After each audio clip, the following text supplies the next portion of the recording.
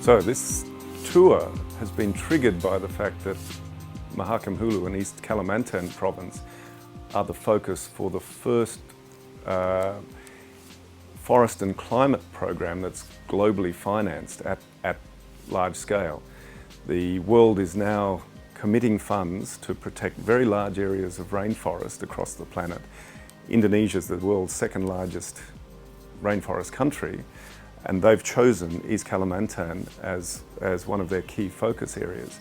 So they're putting together a plan for a $100 million program that will protect the rainforest and improve the livelihoods of communities and provide a number of other benefits, as well as reducing carbon emissions that cause climate change. That's in development at the moment. The government of Mahakam Hulu have decided to use this as an opportunity to green their entire planning system, and so the tour to the Central Europe was to look at different aspects of green planning. Pada kesempatan ini kami berkunjung ke Eropa Timur, yaitu di Austria. Mahakam Hulu itu sangat penting karena satu, letak Mahakam Hulu itu ada di pusat Kalimantan. Nah, kemudian dikelilingi oleh hutan yang lebat yang disebut dengan Heart of Borneo. Nah, itu menjadi hutan ini menjadi paru-paru dunia karena mempertahankan oksigen dunia, sehingga perlu untuk mendapatkan kontribusi karena memperbaiki emisi karbon trade untuk paru-paru dunia.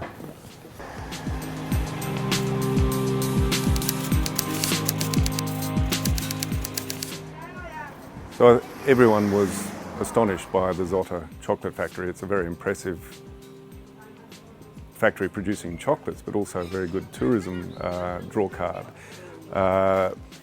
We were also very surprised to be hosted for an hour by the owner of the factory, who's a celebrity in Austria, Mr. Zota. And the offer was made very clearly to the Mahakam Hulu team that if they can have their cocoa production certified, Zota would buy it. We work only with organic and fair trade certified cocoa. How many kilos? For the first time we need 1-2 kilos. 1 or 2. For the first we can taste, we cut it and make a small roasting type. The next step is we talk about the certification and so. Right. The next step is we buy 5 tons for a big process, for a bigger process, Yeah. So, and when this process is ready, so we make this next step for 10 tons and so. Ya. Nah, kemudian yang bisa kita kerjasamakan seperti yang tadi itu. Mereka kan untuk bisa nembus pasar ke mereka ini harus ada sertifikat tadi. Nah, ini yang perlu kita dorong. Artinya petani kita sana, kita harus latih juga mereka teknologi bagaimana memproduksi biji coklat yang baik, mempertahankan yang ada. Nah, itu yang supaya bisa ke arah mendapat sertifikat tadi.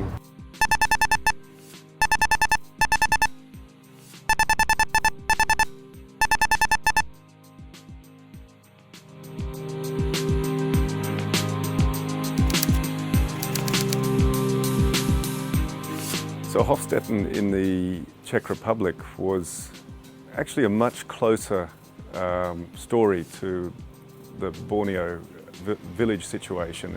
Hofstetten is a small village that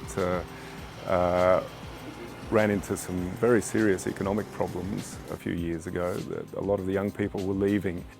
So what they did was commit themselves to a truly ecological village. They wanted to reduce or create sustainable energy, produce ecologically certified products, and clean up their waste system.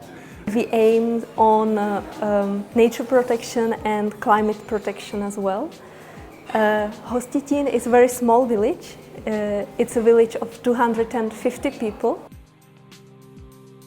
I think the wastewater settlement pond that we saw at the very start of the tour is one of the more interesting aspects for Mahakam Hulu because they are just starting their district, they're looking to build their infrastructure, and at the moment they, I think, are struggling with wastewater treatment options, what path to take.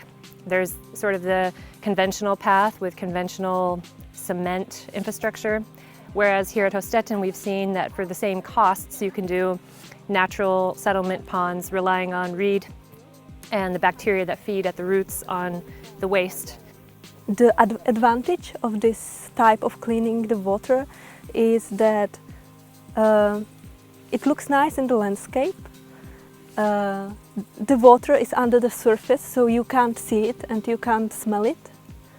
And the operational costs are very low, so even such a small village can afford to have such a treatment plant, because the only thing you need to do every year is to cut the grass.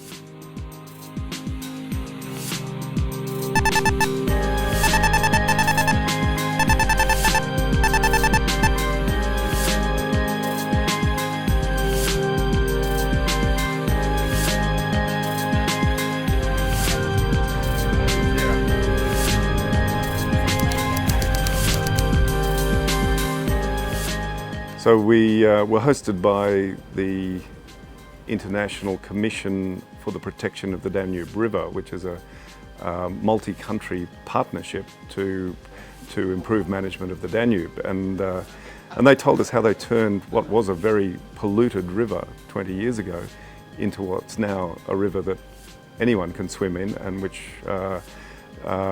where the biological life is coming back quite rapidly.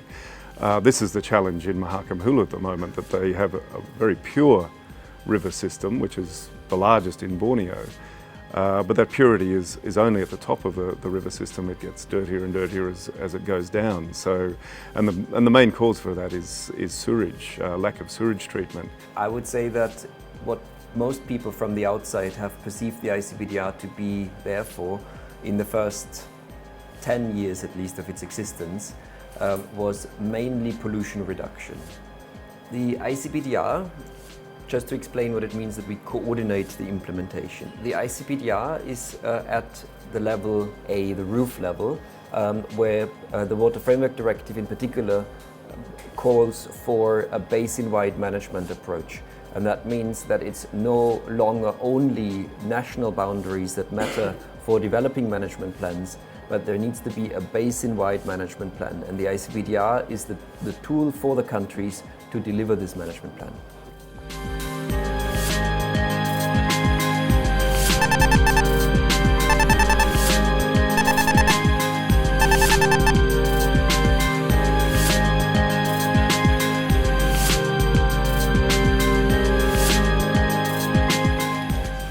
I'm envision actually the Mahakam Hulu improve their development, especially the local livelihood, improve their education, healthcare. But in the meantime, they still maintain their forest. They still maintain their Mahakam Hulu River. They still maintain the Irrawaddy dolphin as well as the Sumatran rhino that just discovered that 2 years ago. Kedepannya kita mengharapkan Mahakam Hulu itu dikelola dengan ekonomi hijau berkelanjutan, tapi di mana masyarakatnya juga bisa mengelola sehingga mereka juga dapat mengambil bagian dan mempertahankan lingkungan yang ada di Kabupaten Mahakam Hulu.